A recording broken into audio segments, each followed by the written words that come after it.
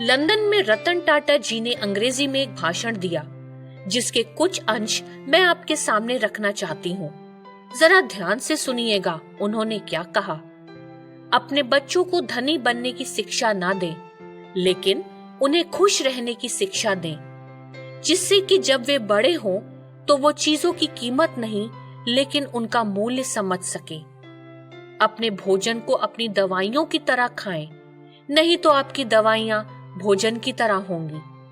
जो आपसे प्रेम करता है वो आपको कभी नहीं छोड़ेगा, भले ही छोड़ने के 100 कारण हो, लेकिन वह एक कारण से आपको नहीं छोड़ेगा।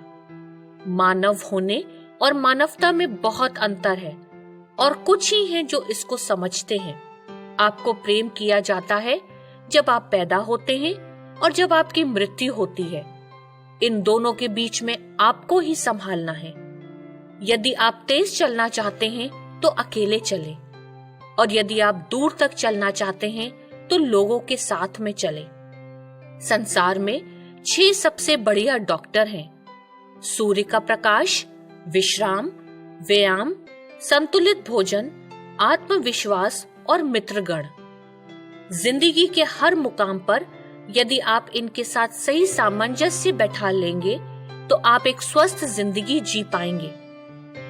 यदि आप चांद को देखते हैं तो आप ईश्वर की सुंदरता देखते हैं।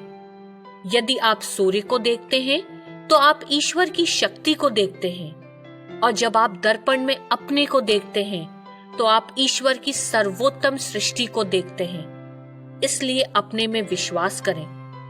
हम सब पर्यटक हैं और ईश्वर हमारा ट्रैवल एजेंट, जिसने हमारी जीवन यात्रा को पहले से ही निर्धारित कर दिया है कि हमें कहां-कहां से होकर जाना है और हमारी मंजिल कहां है।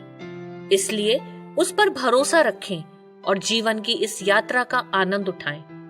बाइबल में राजा दाऊद अपने भजन में कहता है, यहोवा मेरा बल और मेरी ढाल है, उस पर भरोसा रखने से मेरे मन को सहायता मिली है।